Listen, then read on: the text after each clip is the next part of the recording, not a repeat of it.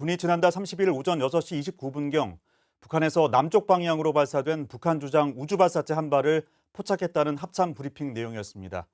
우리 군은 북한의 추가 우주발사체 발사 등 도발에 대비해 만반의 대비태세를 갖추고 있습니다. 이와 관련해 북한의 의도와 지금까지 나온 내용 자세한 이야기 나눠보겠습니다. 문성묵 한국국가전략연구원 통일전략센터장 나오셨습니다. 안녕하십니까? 네, 안녕하세요. 네, 센터장님. 지난달 31일이죠. 새벽에 발사체 발사 소식이 나왔습니다. 일단 지금까지 나온 내용 새로 전해진 소식이 있습니까? 예, 방금 말씀하셨습니다. 북한이 어제 오전 6시 29분께 평안북도 동창리 일대에서 남쪽 방향으로 우주 발사체를 발사를 했죠. 그런데 비정상적인 비행을 했고요. 서해 어청도 서방 200여 킬로미터 해상에 낙하한 것으로 합참이 확인을 했습니다. 북한도 이례적으로 2시간 30여 분 만에 이 정찰위성 발사가 실패했다고 하는 사실을 공식 인정을 했어요. 북한 우주개발국이 발표한 내용을 보면 군사정찰위성 만리경 1호, 위성 이름을 만리경 1호라고 붙였는데 만리경 1호를 신형 위성 운반 로켓인 천리마 1형에 탑재를 해서 발사를 했는데 이 천리마 1형, 이 발사 로켓이 정상 비행을 하던 중에 1단 분리 후에 2단 발동기, 소위 말하는 엔진의 시동에 비정상정이 있었다. 그러면서 추진력을 상실하면서 서해에 추락했다고 발표를 했어요.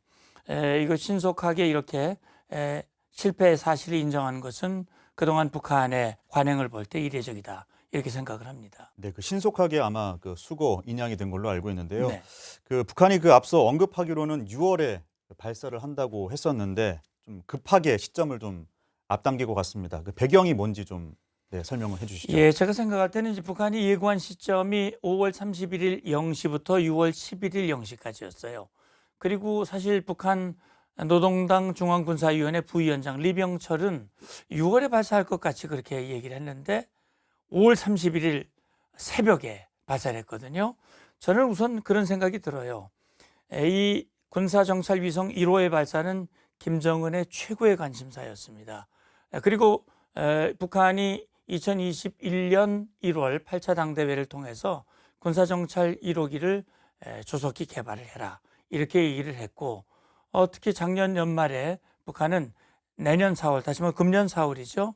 1호기 발사를 보게 될 것이다 라고 얘기를 했는데 그래서 김정은이 4월 5월 연거푸 위성개발국을 방문을 해서 사실 독촉을 한 셈이에요.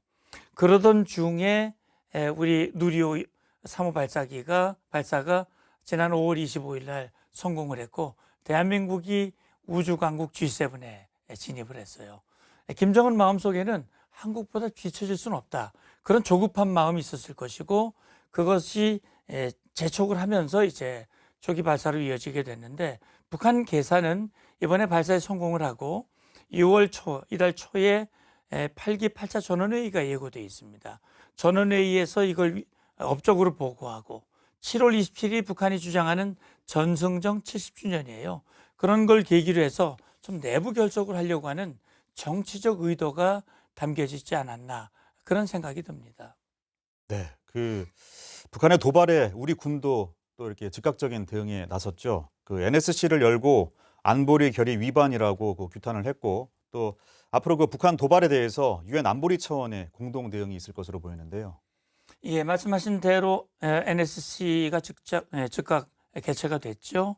북한이 아무리 우주 발사체이고 자위권적 차원이라고 얘기를 하면서 한미로 책임을 전가하고 있지만 유엔 안보리는 북한이 탄도미사일 기술을 이용한 그 어떤 발사도 불법으로 규정을 하고 있습니다. 그렇기 때문에 우리 대한민국이 북한의 이번 우주 발사체 발사에 대해서 규탄을 했고요. 물론 사전에 응분의 대가를 치를 것임을 경고를 했습니다.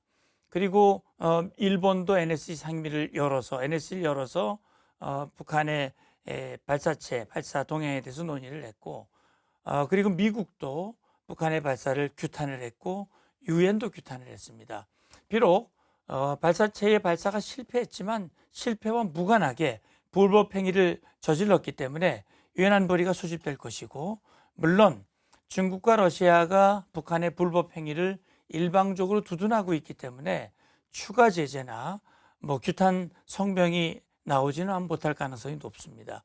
그럼에도 불구하고 한미일 차원의 추가 제재, 독자 제재라든지 또 안보 협력의 강화 조치라든지 북한에게 대가를 지불하기 위한 그런 공조는 이어질 것으로 생각합니다.